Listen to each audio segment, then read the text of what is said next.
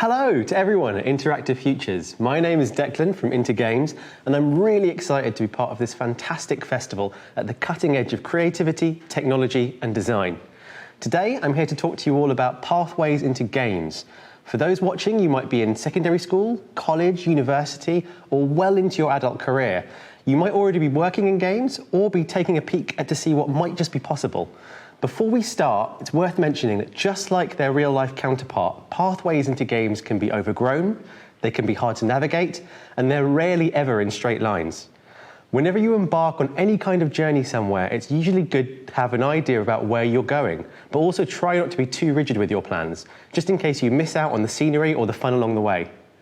Working in games is one of the many different options that lay in front of you, and I hope that by the end of this talk, you'll have a little bit more information to help you decide on whether it's right for you and what your first steps might look like. Games are made by some of the most imaginative, talented, and hard-working people on the planet. It's an industry where art and technology meet at every step of the way, always pushing and occasionally pulling at the boundaries of what's possible. In a large part, because of the events of the last year, the fact that games can be important social and creative spaces are now finally being fully realised by the wider society, offering exciting opportunities to connect and express yourself in limitless ways. Playing games is universal. It appeals to anyone, no matter your colour or gender or how much money you have in your pocket. It's something innately human. Games really do have the power to bring people together in the most amazing ways, and that's more important than ever in these polarising times. Games need new stories from people like you, people with all kinds of lived experiences to make sure that it stays fresh, relevant, and reflective of its diverse players. There's still a long way to go to make the sector more diverse, but if you're watching this and you feel like you aren't represented by the games that you play, the industry needs you desperately, even if it doesn't know it all the time. If you're just beginning to take your first steps into a career in games, you're in for an amazing time. We've only really begun to enter a brave new world of virtual and augmented reality, artificial intelligence, and all kinds of wondrous marvels that will make the next generation of games, the titles that you might be working on, absolutely mind-blowing. At Inter Games, we firmly believe that making games can change lives. We set up our little non-profit to help anyone, no matter their background, get the opportunity to find a rewarding career in the industry, and we can help you navigate your way with our website, mentorship program, the Video Games Ambassador Network, and through events like National Games Careers Week, which is coming up in March. Games is not an easy pathway to follow, and you should always take any support wherever you can find it.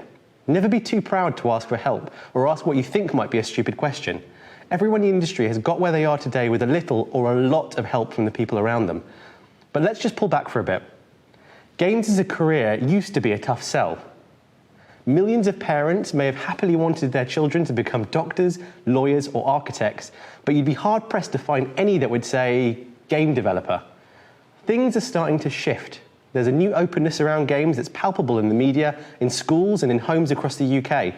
This is beginning to look like a golden time for the industry, and it's a really exciting point to start thinking about how you might fit into that.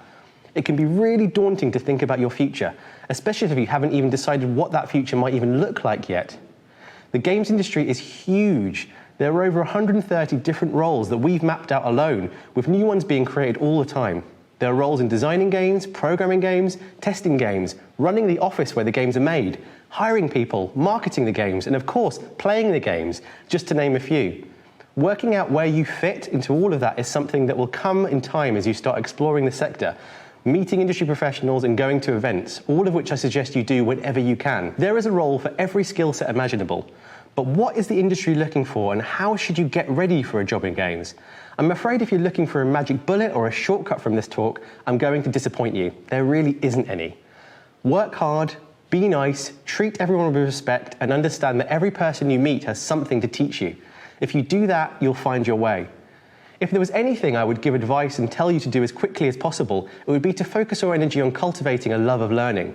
This way, no matter what life throws at you, you'll always be someone who is versatile enough to be placed in the situation and make the most of it. Whenever I see people give these kind of talks, the subject of passion is always brought up. What are you passionate about? Have you found your passion yet? That's a big question, and one that can take some people a whole lifetime to figure out. But I've got a little secret for you. Passion isn't something that springs out of nowhere. You're not born with it. Even if you might be lucky enough to have an aptitude for a specific area, it's actually something you cultivate. You grow it by getting good at something, and then when you do well in that thing, it makes you feel great and you develop a passion for it. The thing is, you don't start out as good at anything. It takes time and patience to get good, let alone great at something. Building a passion for something is work in itself. Don't sit back and wait for that passion to come to you. Pick something you think you might enjoy, whether that's art, music, design, programming, or writing, and just start creating. In fact, remember ABC, always be creating. The first bits of work will not be the work that you want to make, but don't worry about it. Removing failure from your mind and just trying to enjoy the process, to keep on making, to not get hung up on one particular piece of work, to learn how to let things go and move on, are really important skills, and you'll get there. If you do something you love, it rarely feels like work. Play to your strengths and get focused. Get inspired by other creators and the communities around you. I spend pretty much all my time speaking to people who work in games. I've spoken to hundreds of industry professionals for thousands of hours at every level of the game making process, and they all say the same thing. If you're coming into the sector with your only passion being that you love playing video games, I'm really sorry, but this won't get you where you want to be. It's a good starting point, but you need to dig deeper. You need to cultivate your skills, grow your passion, and show that you can engage with the wider community through events, game jams, and by sharing what you learn generously with others. If you do these things, you'll have a good shot at being successful in games or in a sector that values your game-making skills. Rather than pathways specifically into game studios, why not look more broadly at how your game skills can be applied to other sectors? This type of thinking opens up so many more opportunities than just limiting yourself to working in a game studio alone. More and more sectors are looking for these skills in game making. And when I say game making, I mean skills like concept art, 3D modeling, animation, production, and narrative design, to name a few. From medicine to architecture to marketing and TV production, these skills are in demand everywhere you look. You should even try to be as open as possible to working in roles that may seem totally disconnected to games, but will in the long run build your knowledge, keep you moving down that squiggly path into the sector so you finally get there. Hideo Kojima, the legendary creator of the Metal Gear Solid series, was a gardener and a wedding photographer before he moved into game making.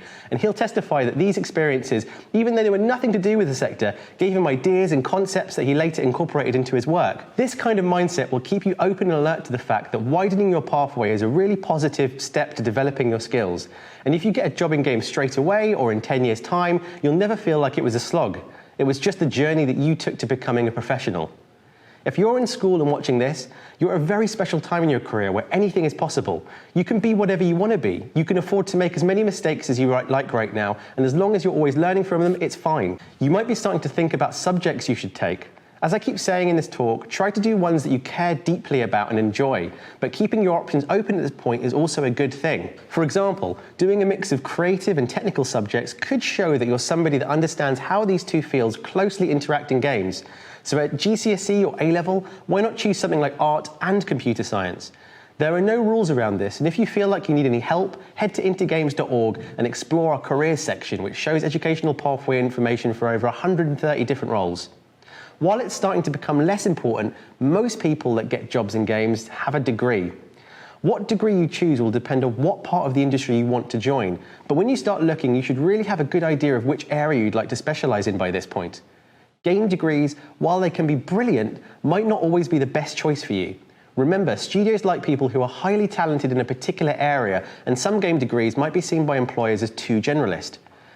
You have lots of choices here, and degrees can vary wildly in quality and content, so make sure that you do your research, and if you do go for a games course, pick one that has clearly demonstrated close ties to industry.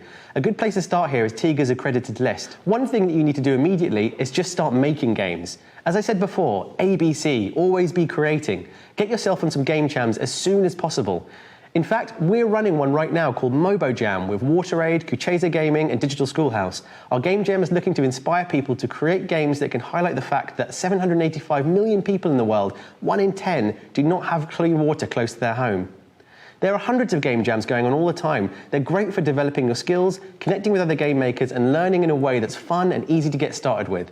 It's also a great way to start working in teams. Games are never made and released by a single person. Even tiny indie game makers need publishing help or support with their community management. Sorry to burst the bubble, but the dream of you building your first title on your own and going on to make millions is incredibly unlikely. The vast majority of games are made by combining people's skills, and so having an understanding of the roles needed to make a game and how everyone fits together during what can be quite a messy process sometimes will give you a strong foundation to get ready for the workplace. Team game jams will help you develop the skills around empathy that will serve you well in the workplace, and also, usually, it's much more fun to do stuff in teams than on your own anyway.